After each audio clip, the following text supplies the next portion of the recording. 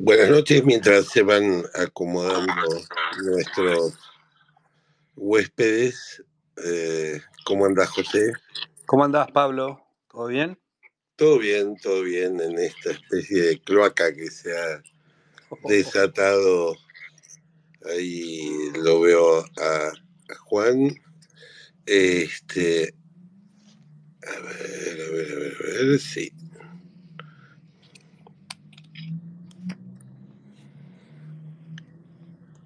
Ahí está.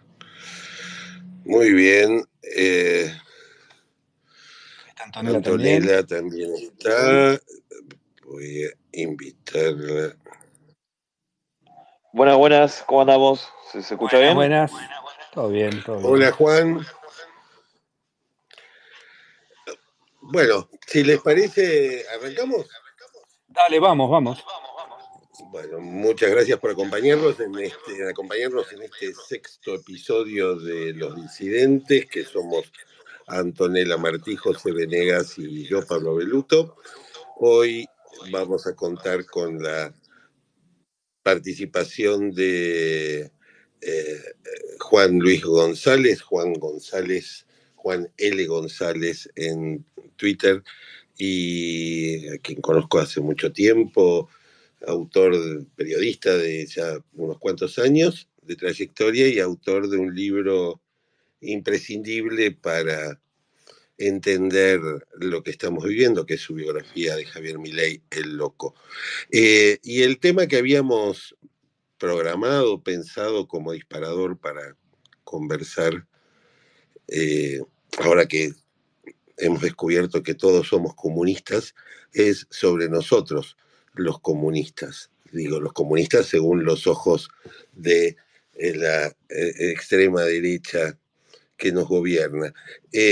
Hoy ¿saben que me puse a bucear cuándo fue la primera vez que el comunismo fue agitado como un fantasma en la historia de la política? Y encontré un discurso de Bismarck en 1870 en contra del Partido Socialdemócrata Alemán, en el cual parecía escrito por Santiago Caputo, digamos, eran exactamente los mismos fantasmas, la misma idea. Y después seguí investigando, y ahí me encontré con algunos textos tuyos, José, en qué momento, sobre todo, porque una cosa era el anticomunismo cuando el comunismo existía, y una cosa muy diferente es este anticomunismo que vivimos hoy a ya 30 años de la implosión de la Unión Soviética, y cuando encontrar simpatizantes de la utopía comunista cuesta encontrarlos cada vez más. Eh, un anticomunismo sin comunistas. Esa fue la primera cosa que pensé. No sé cómo lo ves vos, José. Sí, mirá, hay otro momento en el que se agita el fantasma del comunismo con algo muy parecido a lo actual, que es justamente cuando aparece el movimiento de derechos civiles, ¿no? Para terminar con las leyes de segregación. Ahí se llamaba comunistas a Martin Luther King, a Malcolm X y a toda la gente que representaba ese movimiento, que lo único que buscaba era igualdad ante la ley. Y también se empezó a formar ahí lo que hoy conocemos como el nacionalismo cristiano, que es muy parecido al nacionalismo católico argentino, para el cual ser comunista es no ser cristiano, básicamente. Antes se peleaban un poco, porque había una guerra entre los protestantes y los católicos, pero los que forman este movimiento del nacionalismo cristiano ya no tienen diferencias religiosas entre ellos, porque tienen tanta coincidencia política en cuanto a que quieren un autoritarismo hecho en nombre de Dios, que las diferencias religiosas desaparecen porque están en segundo plano. Entonces, es un comunismo hecho a medida de este conflicto. Como, digamos, quedan muy estúpidos diciéndonos herejes, es más interesante decirnos comunistas, ¿no? Sí, sería Es un más poco eso. interesante que nos dijeran herejes, en realidad. En realidad más divertido para Sería nosotros, pero más acorde a la realidad. ellos que sí, tendrían razón, yo les se las daría. Pero el problema es que para ellos es muy difícil, aun cuando son antimodernos, abandonar la modernidad en los términos. No pueden decir, miren, nosotros creemos, como Luis XVI, que tenemos derecho a gobernar en nombre de Dios, porque quedaría demasiado estúpido. Entonces nos llaman comunistas, a los que no queremos, no creemos, por ejemplo, que el AGE sea el representante de Dios en la tierra por encima del Papa, por ejemplo. Ujú. Aunque sí nos gobiernan bajo las fuerzas del cielo y no temen repetirlo en cuanta cosa publican. Antonella, buenas noches. Buenas noches, ¿cómo andan? Muy bien.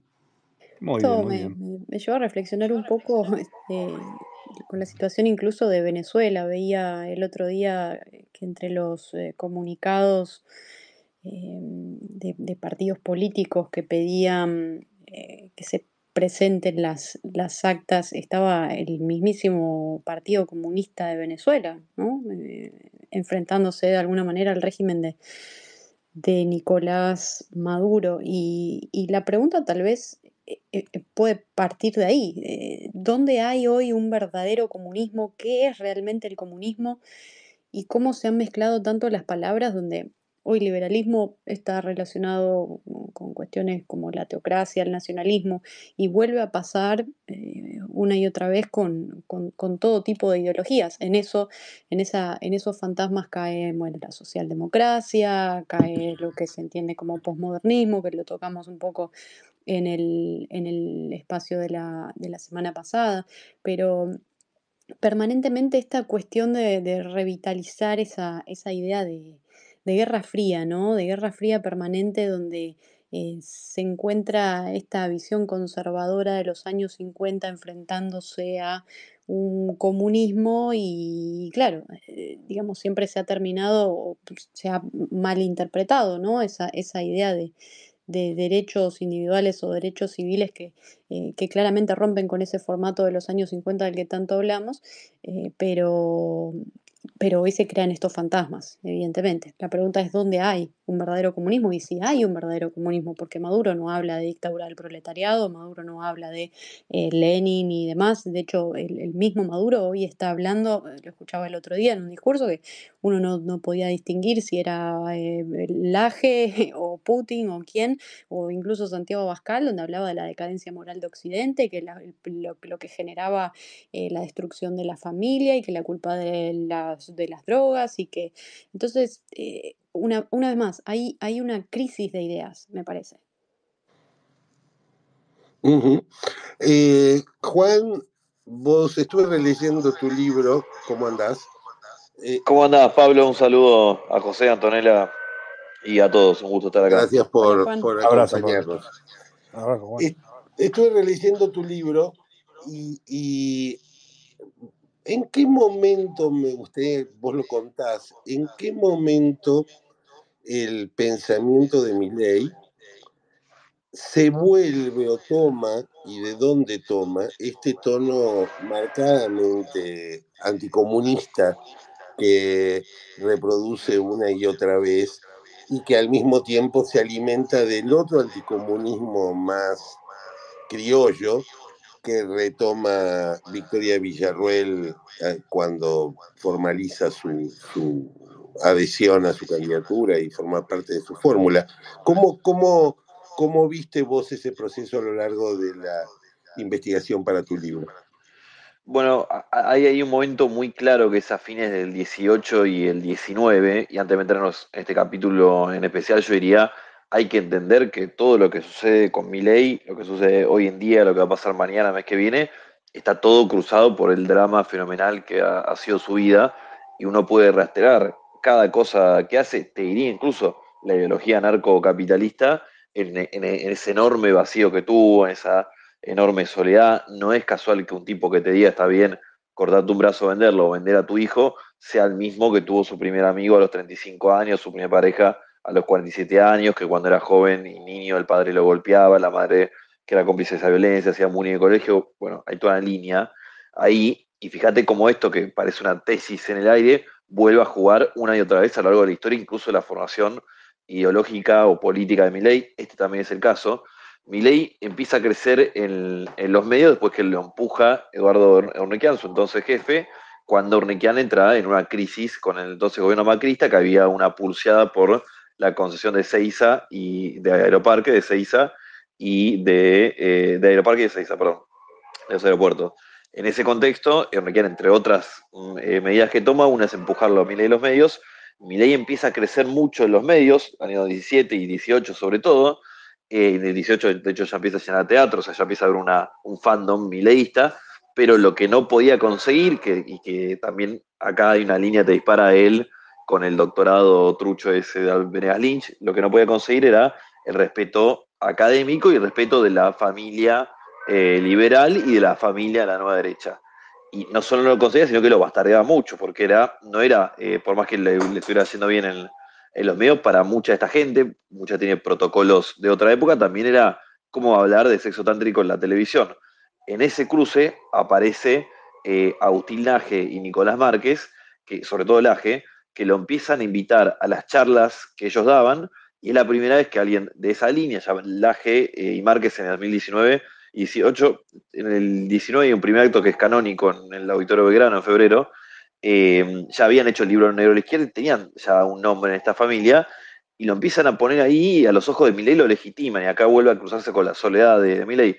Uno ve cómo a lo largo de toda la vida de Milei, cuando personas le han dado contención emocional, e incluso le han, sobre todo en personas que se suponía tenían una autoridad ante los ojos de Milei, lo incluían en la mesa, el tipo cambia mucho. Le pasó con Diego Giacomini, cuando su primer gran amigo, que lo conoce a Giacomini y lo incorpora, es el primer grupo de amigos que Milei conoce en su vida.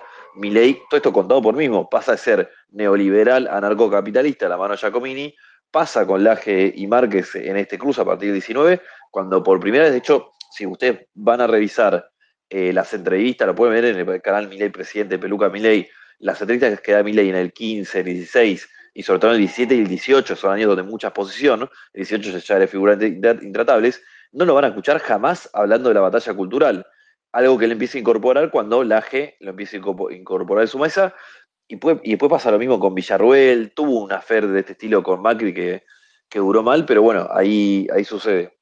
Dicho eso, cierro este capítulo y digo qué momento interesante para estar teniendo esta charla. Yo en estos días pensé mucho en el libro de José, Profético, Lo Impensable, el curioso caso de los liberales que mutan al fascismo, pues lo que pasó con Ezeiza en estos días. Digo, bueno, José no lo viene diciendo, más José viene advirtiendo de un personaje central en esta trama, es el padre de Olivera Rabasi, que hace, no sé, 2 o 3 años cuando José lo marcaba, creo que lo conocía a él y nada más, y ahora lo vemos.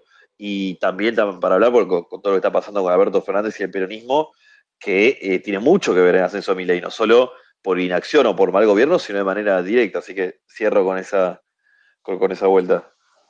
Ahora, fíjate, Juan, yo recomiendo mucho el libro de Juan porque me parece que eh, es una explicación perfecta de esto de la psicología del personaje, un personaje roto, ¿no? Pero hay algo que me llama la atención. Me parece que todos son rotos y que es un momento en la política en el mundo de gente complicada psicológicamente. Creo que Laje y Márquez son complicados psicológicamente. Creo que Berti Venegas Lynch es complicado psicológicamente. Creo que son un grupo, los youtubers amigos de él también, los que eran amigos, Santiago Caputo. No hay nadie que pareciera tener paz en todo ese grupo. Y esto me parece un elemento fundamental para pensar esta cuestión que se me ocurría mientras hablaba Juan, ¿no?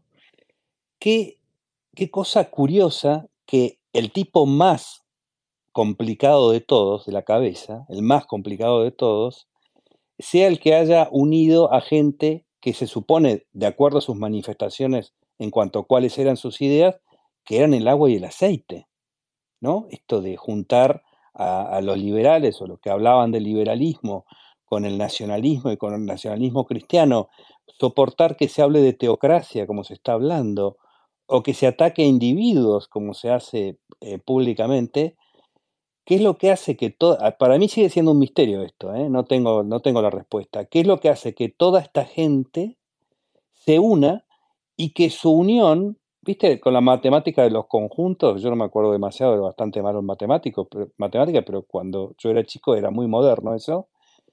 ¿Qué es lo que hace que esta unión derive en un pensamiento fascista? Porque cada una de las cosas que repiten bajo la batalla cultural son cosas que los fascistas han dicho antes, o sea, no han inventado nada. ¿Cómo es que este conjunto da ese resultado? Para mí es un misterio, ¿eh? Y sobre todo, ¿cómo lo da?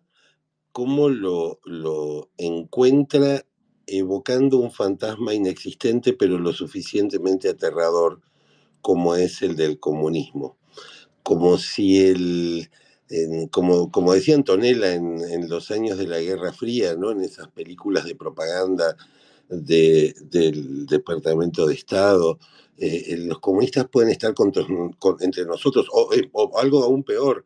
Digo, es posible que seas comunista y no lo sepas porque estás defendiendo derechos, libertades, instituciones, o sea, estás haciendo cosas de comunista, ¿no? Claro, ahora, vamos a definir comunismo. Empecemos por ahí, ¿no? Bueno, simple, Pues me todos los parece que lo que, piensan como yo.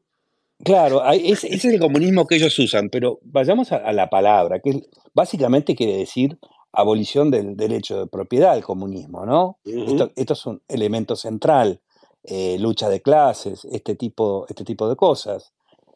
Vos fíjate que hoy me apareció uno en Twitter que repite algo que dice Hans Hermann Hoppe, que es uno de los grandes ideólogos de esta locura. Él sostiene para su política anti-inmigrantes, dice, da este ejemplo que es bastante sonso, ¿no? Cada uno tiene derecho a, a decidir quién entra a su casa y quién no entra a su casa, porque ellos toman al país como una propiedad común. Claro. ¿Entendés? O sea, no existe tu casa y mi casa, es el país. Y parece que todos somos en conjunto dueños del país.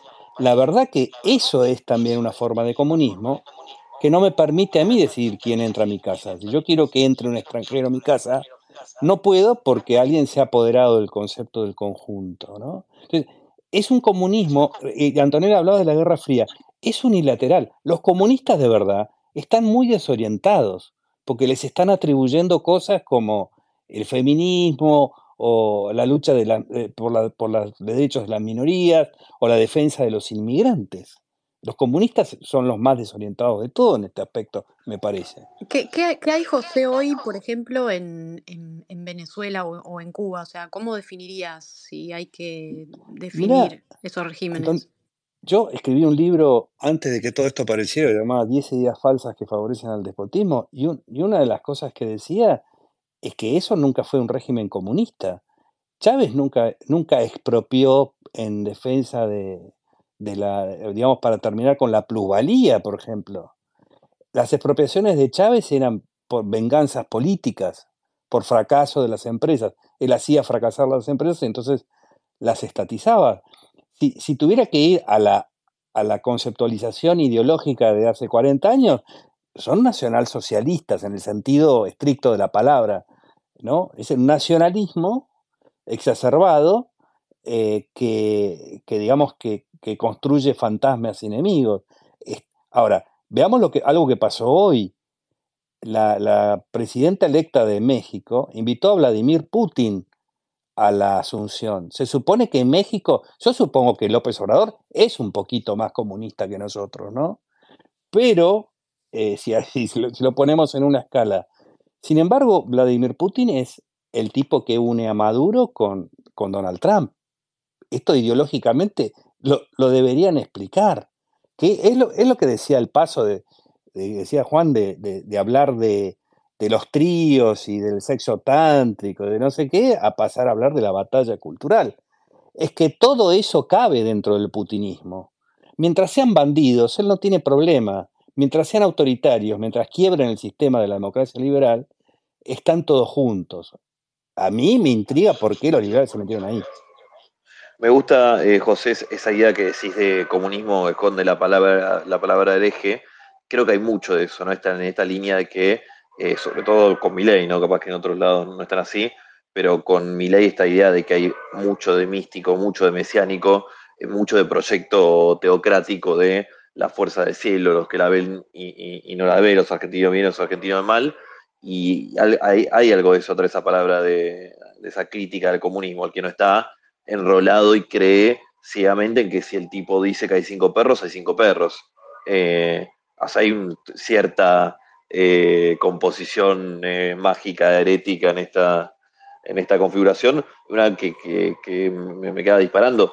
Es medio increíble también que a pesar de que obviamente le pone un precio al comunismo que no lo tienen, sí tienen algo, un mambo en especial con la izquierda, y de hecho la atención que le está dando este gobierno a la izquierda, con todo el respeto que le tengo a muchos dirigentes de izquierda y a muchos que militan ahí, no se coincide con la representación electoral que suele tener izquierda hasta ahora, ¿no? Capaz que el año que viene sacan 50 puntos y estamos Pero es que hablando de no, otra cosa. es un poco lo que hablábamos antes. Mi percepción es que cuando hablan de comunismo, cuando dicen la palabra comunismo, o cuando dicen la palabra izquierda, o la palabra socialismo, o la palabra marxismo cultural, gramscianos, están hablando de un monstruo que han inventado y que está y que habita su imaginación.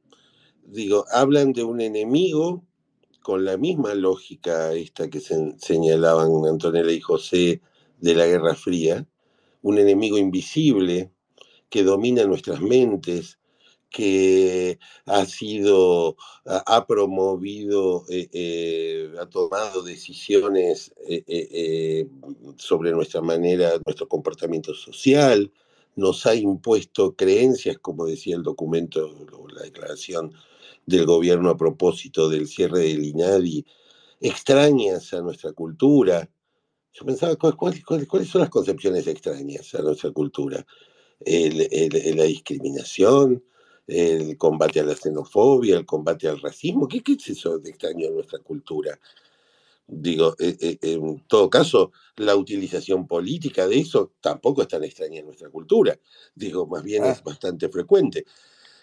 La sensación que tengo es que esa construcción, paradójicamente, con su ausencia de verosímil, digo, no hay, esos comunistas, esa izquierda, ese socialismo ha ido dejando de existir en el mundo y en muchos casos por suerte, eh, en otros casos por la evolución de sus propios referentes intelectuales y en algunos casos, por supuesto, sigue legítimamente aferrado a sus ideas originales, pero en cualquier caso parece estar mucho más lejos hoy de ser el fantasma que recorre Europa, que decían Marx y Engels en el manifiesto, que lo que eran, está mucho más lejos hoy que lo que eran cuando el manifiesto se dio a conocer en el siglo XIX, ¿no? Ahora, todo este contexto también les permitió o les permite expresarse y expresar abiertamente, ¿no? Su racismo, su homofobia.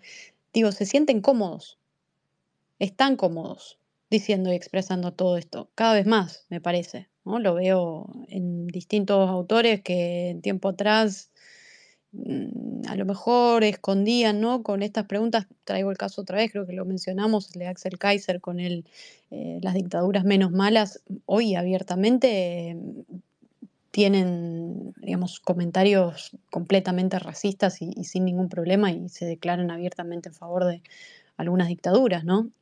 Incluso Ujú. en Argentina lo claro, veo. y de alguna Hoy están manera, cómodos, hay un entorno cómodo. A lo que voy es que hay un entorno cómodo. O sea, el caso incluso de Donald Trump en Estados Unidos. Y deja un contexto en el que los racistas se sienten cómodos. claro, porque el hecho de invocar este comunismo ficticio habilita al renacimiento del pinochetismo, el pinochetismo que nos va a salvar del comunismo, nos lleva años atrás a esa lucha. Ahora, fíjate, yo pensaba esto, ¿no? En la batalla cultural, tenemos el lado de ellos, ¿no? ¿Quién se ubica del otro lado de la batalla cultural? Porque ellos acusan a los demás de pertenecer a este comunismo que quiere el gobierno mundial y demás. Todos los comunismos que hemos conocido han sido gobiernos nacionales, ¿no? Pero eso aparte.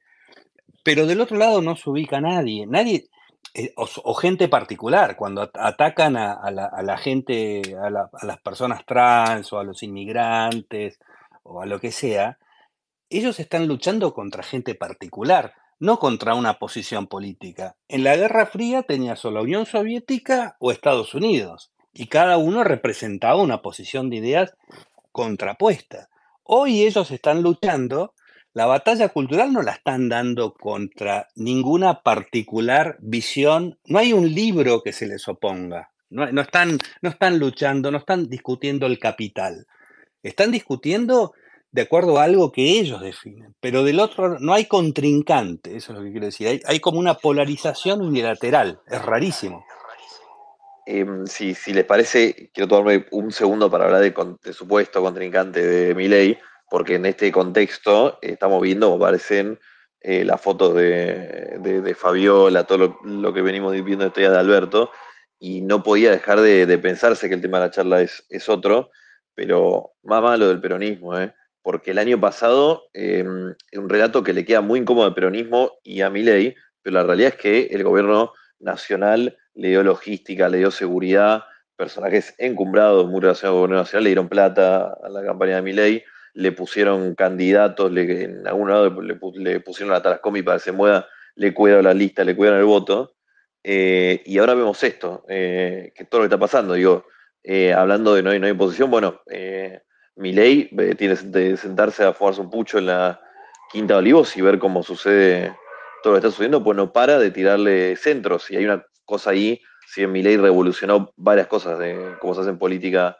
en Argentina, hay algo muy claro que es que mientras no haya una alternativa viable enfrente, Milei puede seguir 15 años más y días como hoy, bueno, parecen fundamental eso. Perdón, me fui un poco de la charla, pero está todo tan terrible lo que está pasando que no quería dejar de mencionarlo. No, es oportuna la mención. Yo creo que como decían recién, la construcción del enemigo comunista o del enemigo comunista entre todos los enemigos que esta nueva derecha, ultraderecha, fascista, o todo lo de siempre, todos los nombres le quedan chicos, en esta etapa, eh, esta construcción de enemigos tiene un efecto, como decía Antonella, legitimador.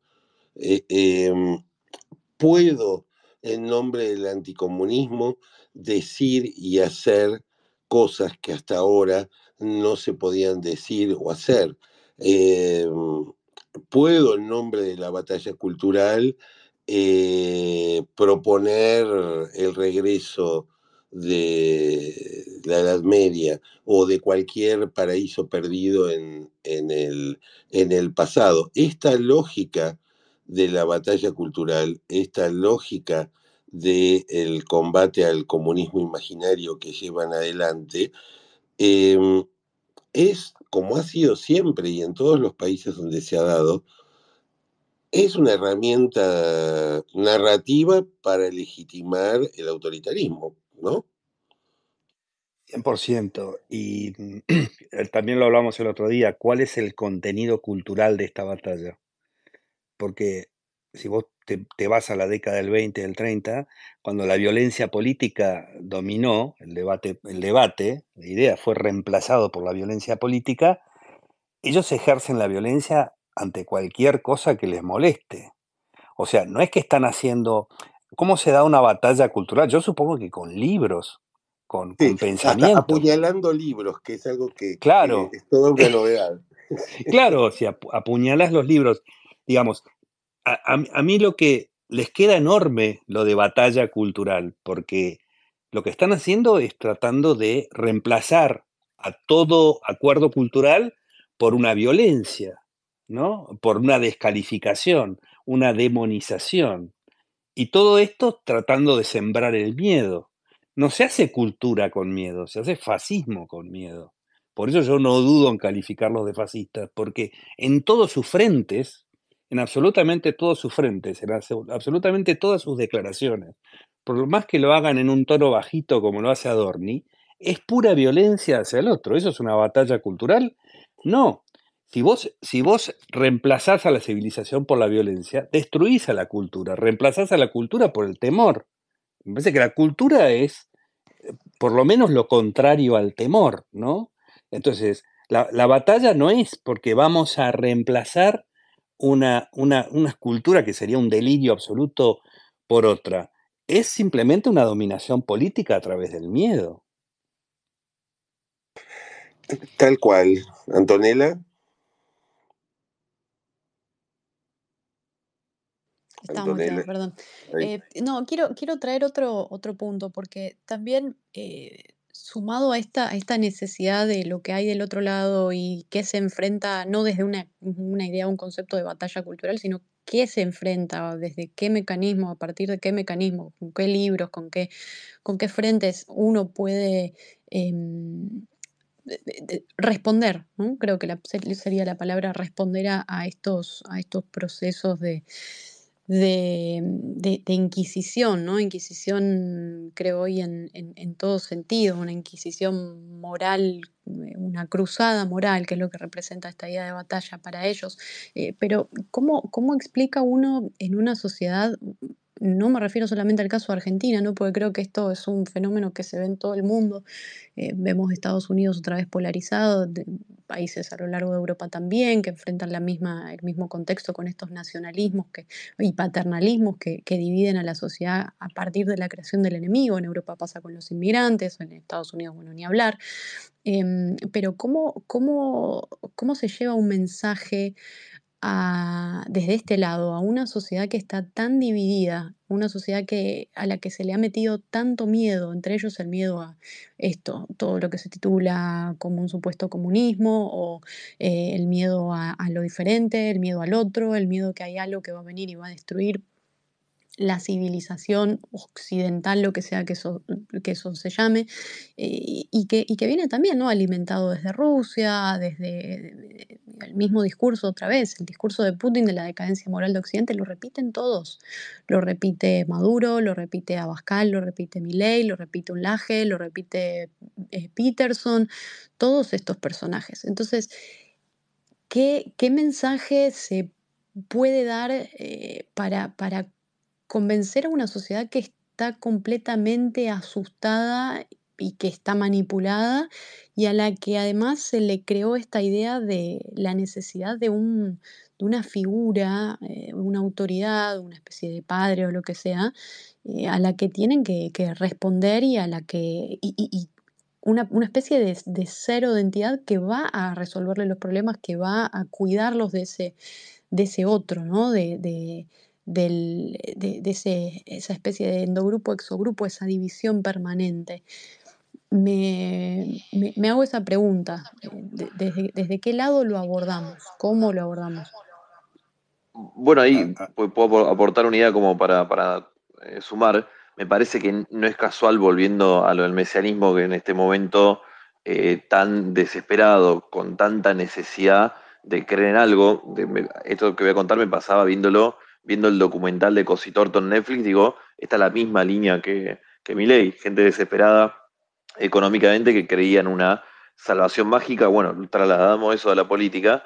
No es casual que este momento donde se necesita una salvación mágica, el que lo encarne sea un tipo que cree en la magia y en lo sobrenatural. Hay un cruce ahí. Bueno, cuando ya entras en ese terreno, el paso siguiente, empezar a ver conspiraciones de un régimen que murió hace 30 años, está ahí al caer.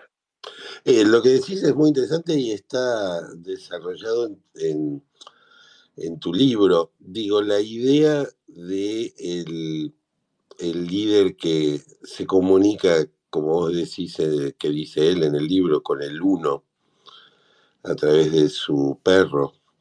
El rol que tienen estos componentes para paranormales sobre todo en sus últimos años. Ahora, volviendo a lo de Antonella, precisamente estos personajes tienen una enorme capacidad, y han mostrado a lo largo de la historia una enorme capacidad para conducir a grandes grupos, incluso hasta en la mayoría de los casos al desastre. Es decir, el mecanismo por el cual actúa la creencia en los seres humanos no es, aunque nos gustaría que fuera de otra manera, no es racional. Y cuando entran las emociones, como el miedo y las necesidades de estabilidad y seguridad, bueno, lo decíamos la otra vez, la frase de Bertolt Brecht, no hay nada más fascista que un burgués asustado. Es decir, empezamos a aceptar condiciones, situaciones y contextos que hace un tiempo nos parecían inaceptables, pero como esos,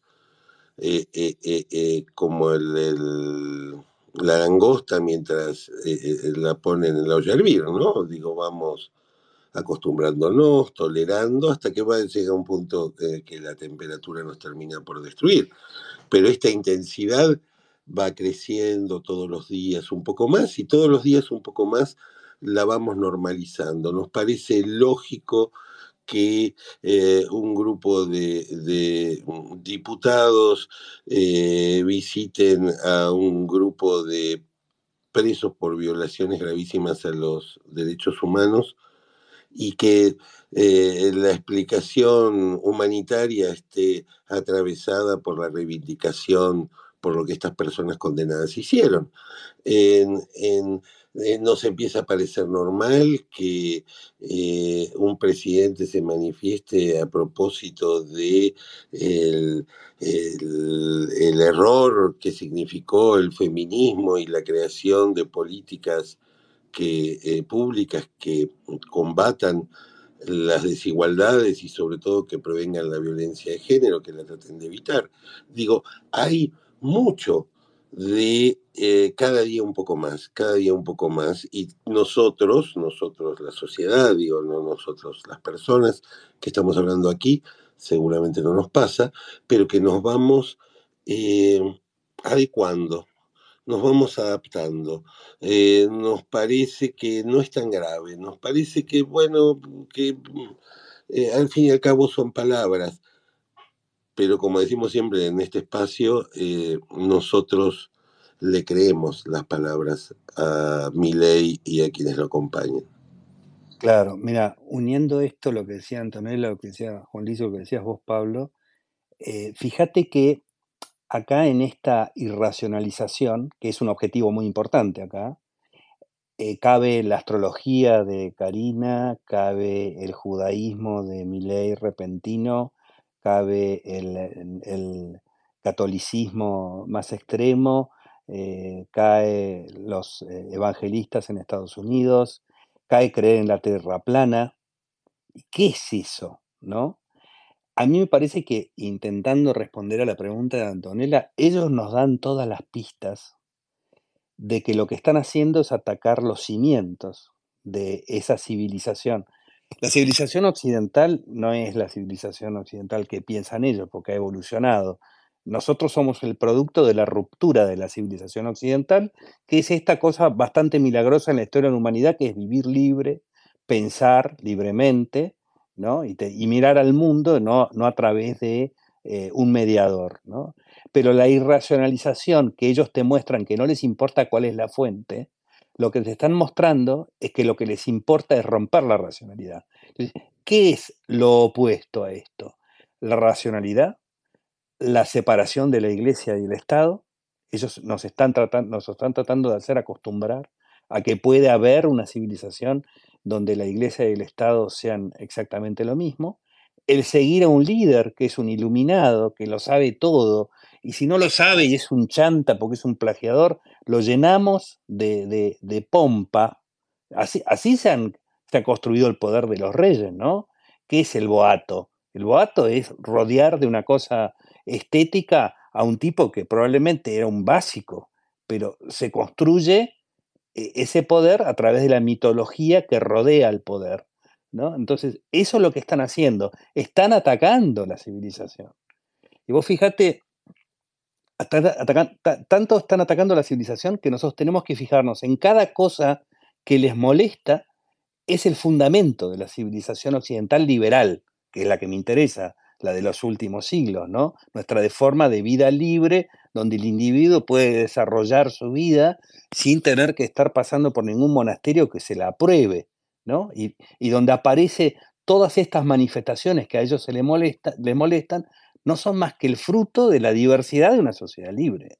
Entonces, para hacerse los que están defendiendo de alguna manera esta forma en que vivimos, es lo que hacen cuando invocan el anarcocapitalismo, que yo insisto, es un caballo de Troya, porque fíjate que la gente dice, qué pragmático, dicen algunos que Milei inclusive en economía.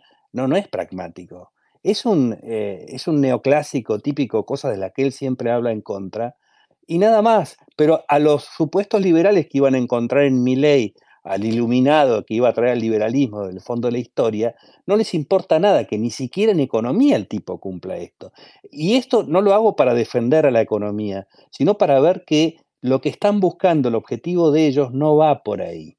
El objetivo de ellos, para identificarlos, es destruir cualquier forma de pensamiento, forma libre o de política democrática en el sentido más estricto del término, ¿no? Sí, sí, por eso viene de la mano siempre del control eh, a través de la intervención sobre la conversación pública que vemos todos los días en las redes y las enormes partidas de gastos que se destinan a los servicios de inteligencia. Voy a leer algunos mensajes, así no me olvido.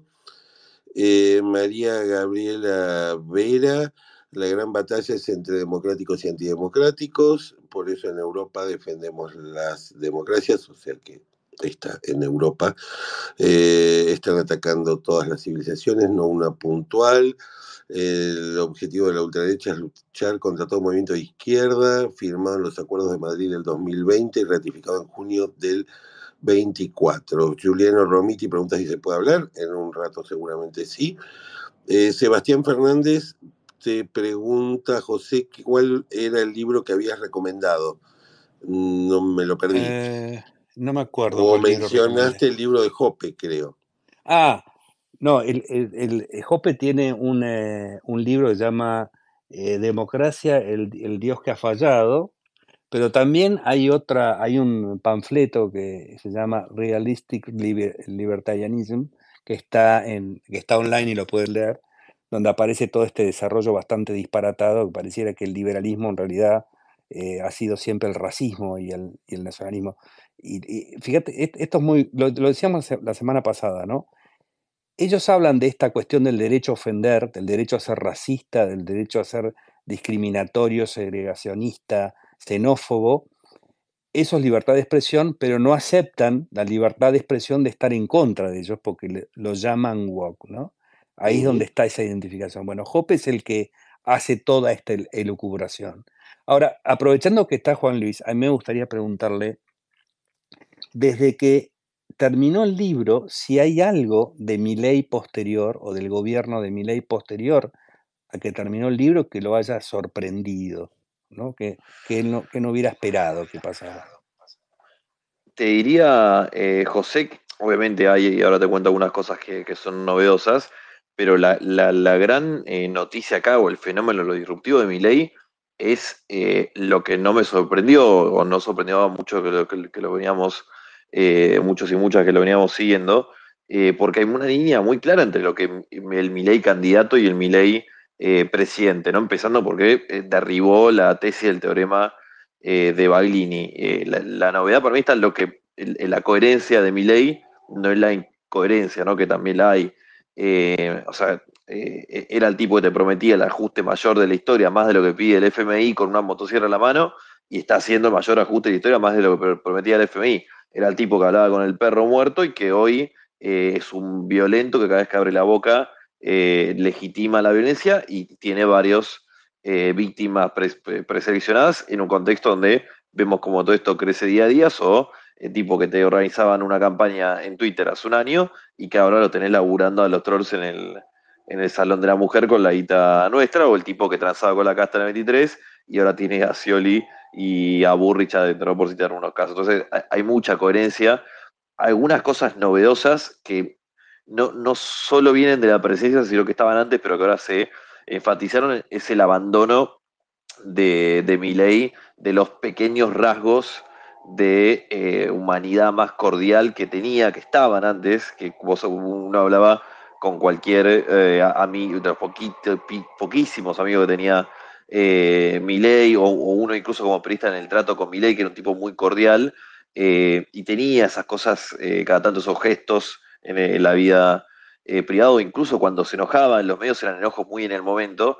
Todo eso, a medida que fue apareciendo la fama, el poder, el éxito y finalmente la presidencia, uno ve cómo lo fue abandonando, llegando a lo que vemos hoy, que es muy novedoso para mí, que es el ejercicio de una crueldad sistemática, en tanto la persecución de lo que él percibe como comunista, si querés, sea, no sé, Kicillof o Lali Espósito, o en el odio todo el tiempo generalizado, que eso ya estaba, yo insisto, esto estaba, pero ahora lo veo como que copó todos los rasgos de su personalidad y lo llevó a que Pose era mi mejor amigo de 20 años, me bancó las malas, y al día siguiente lo he hecho, digo que es historia. O sea, ahí veo un acelere muy tremendo y muy impresionante. Hay otras cosas muy novedosas. El periodismo es una, acá me pongo un poco de mirar el ombligo como periodista, ¿no? Pero Milei en el 17, 18, 19, 20 y 21, incluso también 22 y 23, pero sobre todo en el tramo de ascenso mediático, un tipo profundamente cholulo que se desvivía por tener un minuto de televisión de aire y perseguía a los periodistas y los adulaba, y hoy tiene una obsesión con el periodismo y no rescata absolutamente nada ahí. De hecho, a mí me parece un poco curioso, ¿no? Pero si ustedes recuerdan la primera medida que anuncia este gobierno como tal, cuando sale el Toto Caputo a los 2 días de son gobierno, en ese anuncio de plan económico, la medida uno es cortar la pauta de los medios, que eso es algo claramente no tiene un impacto económico, sino es un tema simbólico y también personal de Milei. Después todo el resto, digo, lo veo más o menos, no me sorprende, hay un salto a la propia narrativa mística de Milei, que es curioso, pero bueno, uno se lo puede imaginar. Cuando Dios le aparece a Milei vía Conan, vía Karina, la medium, le dice, vos vas a salvar a la Argentina, vas a ser presidente en el 23, pero era claramente un fenómeno local, si se quiere. Bueno, 6 meses después, o sea, no tanto tiempo después, vemos que ahora es el máximo, y en poco tiempo, ¿no? Es el máximo líder de la libertad mundial, el político más popular del mundo, y que todos los que lo critican son liliputenses. O sea, hay un propio acelere la narrativa mística, que ya no sé cuál es el paso que sigue. Yo voy a ser el emperador de todo el mundo, realmente no lo sé. Y cierro con esta, algo que decía Pablo, que a mí me parece central en este proceso, es cómo el tiempo, todo el tiempo corre en la línea de lo decible o de lo asible.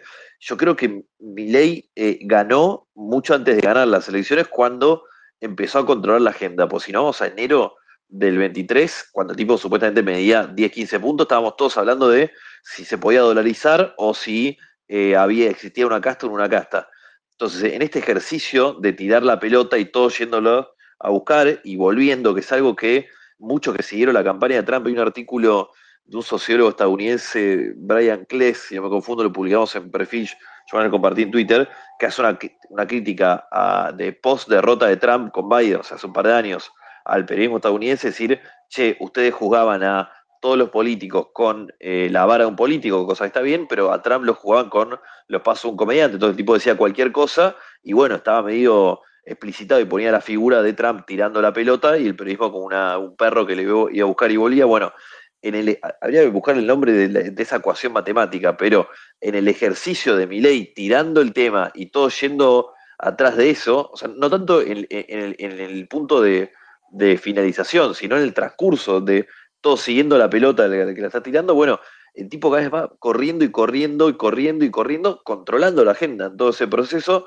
instalando temas que después Milei es un presidente, todos los procesos políticos se agotan, se agotó el Imperio Romano, Milei también se va a agotar, no va a durar para siempre esto, pero algunas cosas, y acá es mi gran temor, temo que queden, porque evidentemente conectan con una parte de la sociedad. Entonces, no sé, 4 años un diputado le chupaba la teta a su novia y lo echábamos, y ahí hay 6 diputados que van a ver a Astiz, y bueno, yo qué sé, pasó. Entonces me preocupa mucho lo que queda abajo, ¿no? Y veo que claramente está en la tensión esa de él alargando la cuerda. Hace 2 años dijo que se podían vender niños, yo ese fue un escándalo, pero bueno, acá estamos, ahora un senador de él lo dijo en el Congreso. Hace 2 años dijo que se podían vender órganos, después un diputado de él también dijo y la canciller de él dijo que es una gran idea, una excelente idea un mercado de órganos. Entonces, en ese correr de líneas, instalar temas que quedan, a mí me parece que hay algo central y bueno, está bien seguirlo. Sí, fíjate que yo creo que una de las cosas que a mí más me sorprende es lo mismo que me sorprendió en su momento de Néstor Kirchner, su capacidad para llenar un vacío a los gritos, y un vacío y de manera abrumadora, porque como Néstor Kirchner tampoco tenía una base política, la construyó así, ocupando y empujando el vacío y viendo a todo el mundo retroceder. Lo que decir, una cosa que me sorprende mucho del periodismo argentino es, por ejemplo, el tema del plagio. Sigue sin ser noticia. Aparece esta cuestión de que además plagió un capítulo entero de su último libro, y es como que no pasa nada. Yo a veces escucho diálogos de periodistas que dicen, no, porque dicen que plagió. ¿Cómo dicen que plagió? El cuerpo del delito está ahí, no hay duda.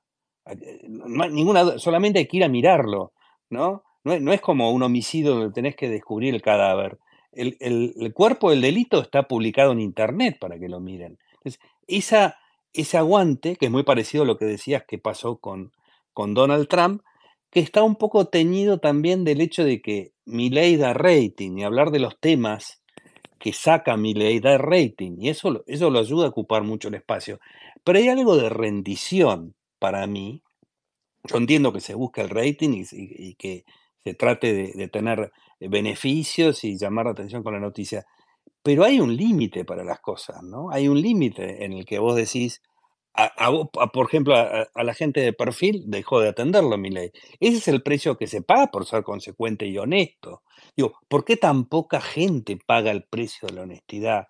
Pero eso me parece que es una característica argentina general.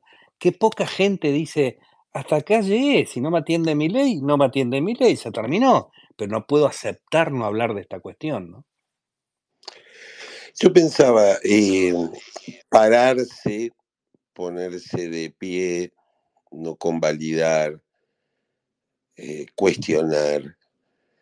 En este contexto, como decía Juan hace un rato, sin dudas tiene costos mucho mayores que en otros, ¿no? Lo ha tenido y de hecho nos gustó el nombre de disidentes porque sentimos que lo que expresamos es una disidencia, no una diferencia. Es algo más que una diferencia. Es algo más que un me gusta, no me gusta de una red social.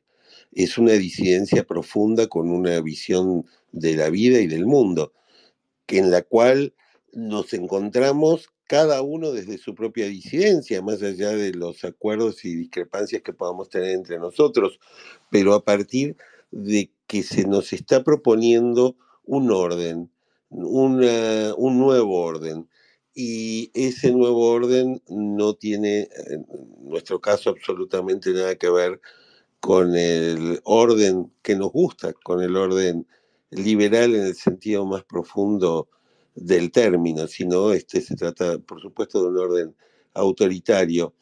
¿Les parece que estamos llegando a la hora? Es que escuchemos a alguien que quiera participar de nuestra audiencia.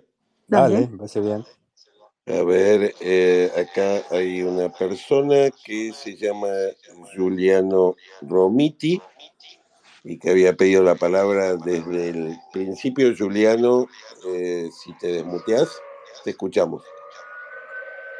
Yo, Sí, sí. Sí, Ahí te escuchamos. yo quería compartir, adelante. bueno, mi visión de todo esto, pareciera a ustedes, pero si bien las comparaciones son odiosas y siempre, cuando yo hablo con esto, con gente que no está tan politizada, me dice siempre de vuelta con lo mismo. Cuando en Alemania nazi, cuando Hitler llega al poder en el 33, llega por los votos. Y después, él solicita, tal cual pasó ahora, solicita poder extraordinario, digamos, facultades delegadas. Y un demócrata de centro derecha llamado von Papen, que después testifica en los juicios de Nuremberg, convence a todo el arco democrático, a todo el arco del centro, hasta la centro izquierda, de hecho, que había que darle facultades para enfrentar el comunismo. Que el comunismo era violento, de hecho, en los años 20 se mataba entre nazis y comunistas. Entonces, convence a todo el arco democrático y, bueno, disuelven el Parlamento, prácticamente. Y bueno, después lo que pasó ya es historia. Y después, más que nada, otra comparación muy, más que nada actual, es con la Rusia de Putin. Yo estuve en Rusia en 2018, fui para el Mundial y de paso me quedé un tiempito más. Y yo le preguntaba a la gente cómo puede ser que hayan llegado a esto, ya en el 2018 incluso, de aceptar leyes anti-homosexuales, muy transfóbicas. En ese momento se había sancionado la ley de propaganda anti-homosexual, se llamaba. Y bueno, los que me decían incluso, las parejas, digamos, gays, me decían que bueno, que como en economía estaban yendo bien, por el precio de las materias primas, etcétera, era como que ellos creían que hasta ahí iba a llegar todo el tiempo, como pasa ahora, ¿no? Que hasta acá va a llegar, avanza y llega un momento que la gente no se da cuenta. Entonces, Putin había dicho que venía, lo que decía en un principio era, yo no soy ni la Unión Soviética ni Yeltsin, digamos, ni los liberales ni los comunistas. Yo voy a luchar contra la oligarquía, llamaban eso. Y llega con un apoyo terrible, luego disuelve también, no disuelve el Parlamento, pero fue pidiendo poder extraordinario, hasta que, bueno, llega lo que llega. Pero, no sé si me escucho. Sí, te escuchamos. Pero después pasó lo que pasó, ¿no?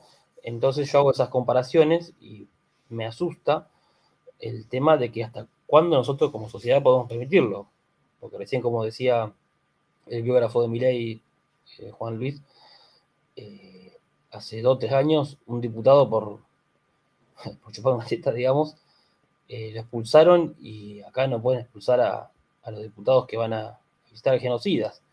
Es cada vez, va escalando cada vez más, ni hablar con las leyes que van a pasar en el Congreso, la ley antiterrorista que prácticamente tipifica como terrorista a todo el mundo. O sea, es cada vez un pasito más hasta que, bueno, si la sociedad no se pone, nos daremos cuenta que caímos en una autocracia. Hay un libro que se llama Cómo mueren las democracias, muy interesante, que va relatando el paso a paso y lamentablemente me parece que estamos en ese camino. Bueno, es que la duda ahí, Juliano, es hasta dónde estas cosas que a nosotros nos parecen, a vos y a mí, no, y a José, Pablo y Antonella, nos parece, y a mucho más, nos parecen inadmisibles, no son cosas que la sociedad quiere. Y te pongo 2 ejemplos, un ejemplo muy claro y una cosa que piensa el gobierno. El ejemplo, en el gobierno de Macri, acá Pablo puede certificar, a lo pérfido, que si no me confundo, al director del Teatro Colón, lo echaron por decir, por poner en duda la cifra de los 30.000. No estamos en año 2017, o sea, no fue hace 150 años. Adelantamos año 23 y Victoria Villarroel se convierte en vicepresidenta como su único capital político, siendo que, y ella lo mostraba muy orgullosa, digo, no estaba para nada oculto, su postura sobre la última dictadura militar. Entonces, evidentemente algo conectó. Después te voy a una idea. ¿Qué piensa Santiago Caputo y Milei de este momento histórico? Ellos están convencidos de que si logran bajar la inflación, o sea, Milei creo que es el primer presidente que dice, no voy a gobernar para todo, voy a gobernar para un sector nomás de la Argentina y con eso yo puedo ganar las elecciones. Entonces, ellos piensan que si logran bajar la inflación y contener a una parte de la sociedad dentro de ese esquema y otra queda afuera, puede quedar desempleada, algo pasó en el menemismo, pero con una parte adentro, bueno, esa parte de la población está dispuesta a tolerar cualquier cosa, sea Milei hablando de perros que no existen, sea de diputados yendo a ver a Astiz, sea represión en la calle, bueno, etcétera, etcétera, etcétera. Entonces digo, a todo lo que nosotros nos puede hacer ruido, digo, ojo, porque hay que ver, Milei, viste, está haciendo el espejo acá nada más, ¿eh? No puedo quedar con Milei, pero hay algo que está pasando también de fondo. Sí. Gracias, Juliano. Espera que te interrumpo para escuchar a Medardo. Medardo liberal de Olata. Ojalata. Liberal agnóstico, Café Libros y los Rolling Stones, dice su perfil. Hola, ¿qué Medardo. tal? Hola, ¿qué tal? ¿Me escuchan? Sí, sí. ¿Sí? Hola, buenas noches, José, Antonella, Pablo. Buenas noches, Juan también. Gracias por el espacio. Soy Medardo Jiménez, igual de Perú. La vez pasada también estuve escuchándolos. Y bueno, el tema, lo que comentaba al principio, lo que comenta Pablo. Decía pues sobre el comunismo, el tema, o sea, Milei dice que ve comunismo por todos lados, pero o sea, está luchando con el comunismo, que el comunismo no existe, o sea, en ese momento ya no existe, y si habrá existido algún momento.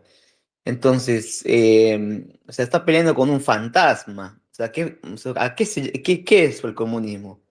Sé que el comunismo vendría a ser que los inmigrantes, los trans, el feminismo, ¿no? O sea, esa idea justamente de decir qué es el comunismo, justamente es lo que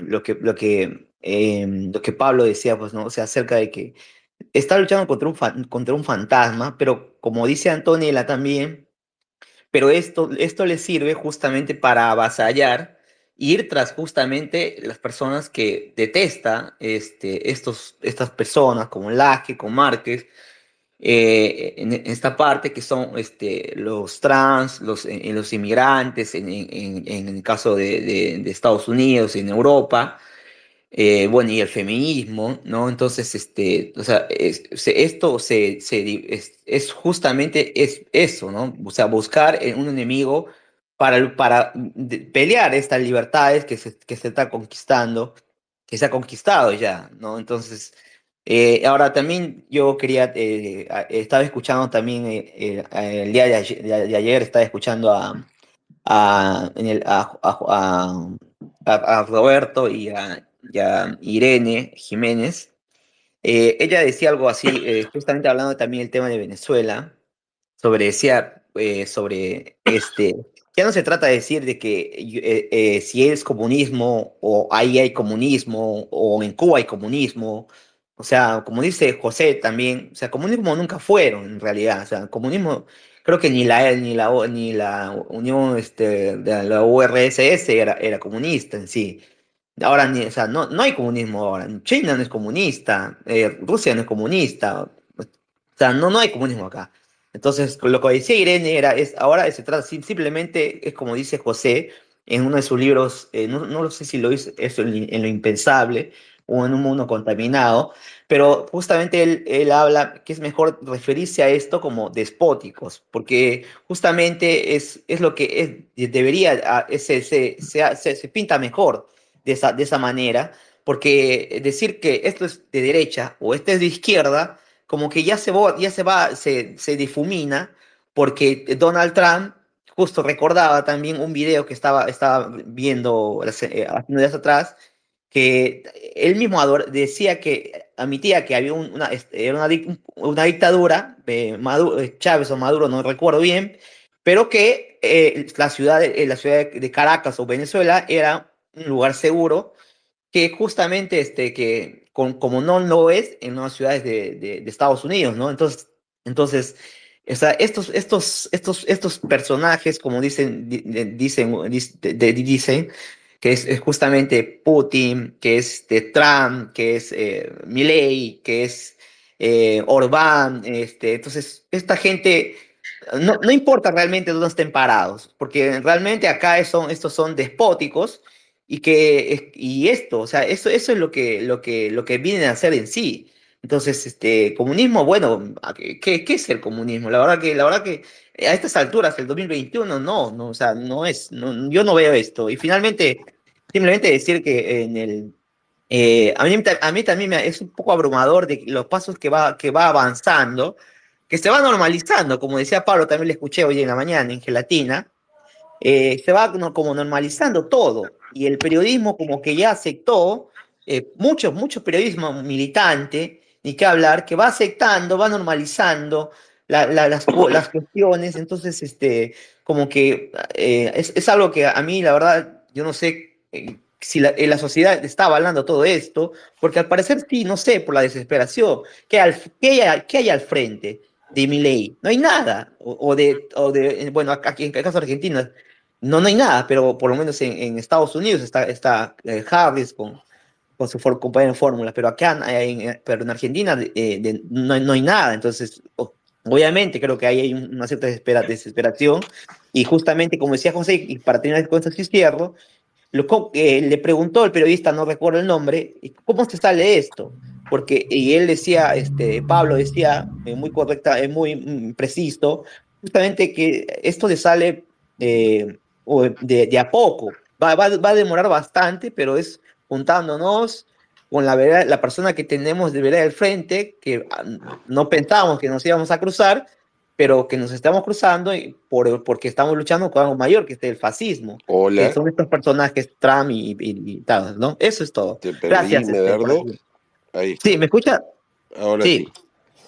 Sí, bueno, así no, finalmente como decía, que justo en como decías tú, que al final para salir de esto, ¿cómo sale esto? Simplemente habrá que, el camino más largo, que es uniéndonos con la persona que uno cree que estaba al frente, que estaba al frente para derrotar a este tipo de despóticos, de fascistas, estaban pues, ¿no? Que están surgiendo en todos lados. Entonces, eso básicamente. Y bueno, gracias por la oportunidad. Gracias. No, a vos, gracias, Medardo. María Gabriela, si te desmuteas. Buenas noches, mucho Hola. gusto. ¿Cómo están? Buenas noches, Pablo, José, Antonella, Buenas noches. Juan Luis. Bueno, ante todo, quiero felicitarlos porque organizar un espacio con este tema es fundamental en momentos tan críticos en donde nos encontramos luchando frente a este movimiento organizado antifascista. Si te muteas, Juliano, porque estás haciendo un ruido que no puedo escuchar. Gracias. Creo que es sumamente importante la tarea que están haciendo para abrir la mente del pueblo argentino. Yo soy argentina, hace 14 años que vivo fuera. Estoy muy preocupada, lucho contra la ultraderecha internacional, porque hay que decir correctamente las cosas como son. Es un bloque político muy bien formado, armado, con una estructura y un manejo de la psicología de masas que estamos enfrentando de manera separada. Creo que es el momento de tomar conciencia que la batalla, como lo dije en el comentario que puse, es entre democráticos y antidemocráticos. Y unirnos los que somos democráticos en esta batalla, porque va a depender de nuestra acción cívica profunda de que logremos romper este sistema que nos intentan imponer. Y como bien han dicho aquí, quieren normalizar conductas, violencia contra los que pensamos diferente. Somos los enemigos, somos los que atentamos, somos los que pensamos también, porque no olvidemos un detalle. Todos los fascismos han atacado a los pensantes, a los que tenemos conocimientos y a los que tenemos un nivel de entendimiento de la realidad. Por eso es que nos atacan.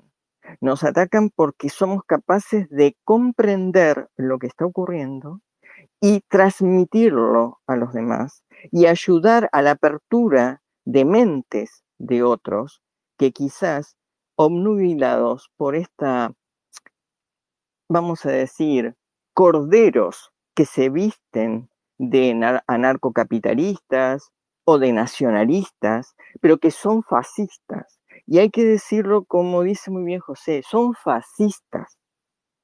Es un fascismo moderno que se te ha transformado desde la época de 1930 aquí y que trae como consecuencias conductas que lo que quieren plantear es que el sistema democrático no da soluciones a los ciudadanos de ningún nivel. Por eso es que trata de implantar nuevos valores, no solamente en la sociedad occidental, sino en todas las sociedades. Por eso yo los llamo fundamentalistas, los talibanes contra la libertad.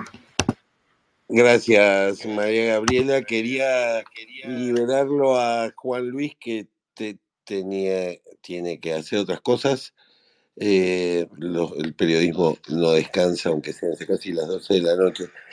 Gracias, Juan, por acompañarnos hoy. Gracias a ustedes, Pablo, José y Antonella, bueno, y a todos los que estuvieron acá. Gracias por la invitación. Cuando quiera volveremos. Y bueno, me encanta este tipo de espacio. Así que Avanti hay mucho, me gusta el nombre, ¿no? Los disidentes, hay mucho de esto de, antes hablaba, ¿no? De esto de disciplinar tanto periodismo o mismo a los que hacen política de che, no digas esto, pues mirá lo que le pasa al que lo dice, al que opina, al que investiga. Así que bueno. Me parece muy bien esto que están armando acá y bueno, la seguiremos cuando quieran. Tal cual. Un abrazo, Espero Juan. que pronto te pongas a escribir la secuela. Estamos en eso. Ah, qué bueno, qué bueno. Me parece muy Qué bien. bueno. Un abrazo, Juan. Hay un Nicolás que Abrazo quería grande. hablar. Abrazo, Chao. Juan. Hay un Nicolás que quería hablar y después hacemos una ronda, si les parece, José, Antonella, de reflexiones para ir cerrando. Nicolás. Hola, Nicolás. Nicolás, no te escuchamos. Hola. Y está desmuteado, no sé por qué no lo escuchamos. Ahora, Nicolás. Pablo, Bueno. digo una cosa, ¿yo puedo hacer antes? Te van a hablar hoy. ¿Quién Sí. sos, Juliano? Dale, Sí, cortito te pido porque así... No, más que nada no, para ver el tema de la solución a todo esto de cara a las elecciones del año que viene, para el 27. Si no haces un espacio amplio, y digo amplio, o sea, yo soy radical, estoy dispuesto a trabajar con los sapos, algunos radicales lamentablemente no, va a ser muy difícil porque el fascismo siempre busca un enemigo y pone toda la gente que está en el medio, en el centro, en contra de eso. Entonces, hay que hacer un espacio muy amplio y no decir, no, con tal no voy o con tal no voy por tal cosa. Todo el que quiera defender los valores republicanos de derechos humanos tiene que estar en un espacio y así de esa forma enfrentarlos. Si no, lo dice la historia, van a estar 20 años. Esperemos que sí. Gracias, Juliano. Antonella, José. Bueno, primero gracias, como siempre, por haber estado de nuevo con nosotros. A mí me parece que habría que decir algo para cerrar de la democracia, ¿no? Ayer la escuché a Lelita Carrió hablando de esto y reafirmando una cuestión que me parece muy importante, que es que los valores están en la República. La República habla de la división de poderes, habla de la publicidad de los actos de gobierno, habla de la existencia de derechos individuales. Yo hace mucho que pienso que eso directamente es la verdadera democracia. O sea, sin eso, sí, imagínate la democracia que existe en Rusia. ¿Qué sentido tiene la democracia en Rusia si no hay derechos individuales, no hay división de poderes, no hay prensa libre, ¿no? Eso que es la república no es más que el complemento. Entonces, Pero la república, aún la democracia, o la democracia en serio, digamos, tiene sus problemas y tiene sus limitaciones. Y hablábamos recién de cómo se recurre al pensamiento mágico de cualquier naturaleza, religioso o astrológico o o lo que fuera. Bueno, esta cosa de que lo que nos salva de todo aquello que la democracia no nos da, lo que nos salva es un comisario que vuelva, ¿no? Un comisario que venga y ponga orden.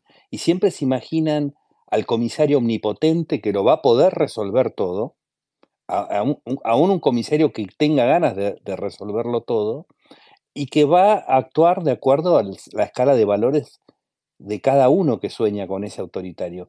Cada uno proyecta un autoritario propio, pero lamento decir que los autoritarios de todo el mundo no coinciden, ¿no? Y esto es parte del pensamiento mágico.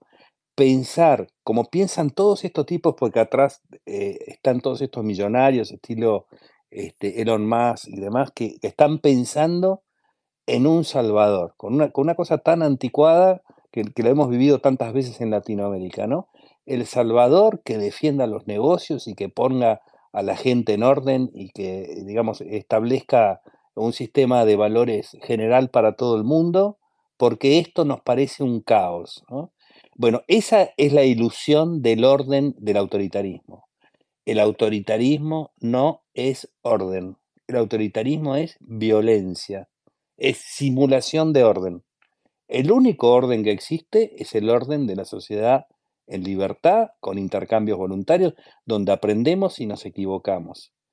En el orden hay error. O sea, todo eso que criticamos de la democracia existe porque tenemos un sistema que permite equivocarse, que es mucho mejor que un sistema que supone que no nos vamos a equivocar con un estúpido que mande, ¿no? Quería hacer esta pequeña defensa de la democracia, ¿no?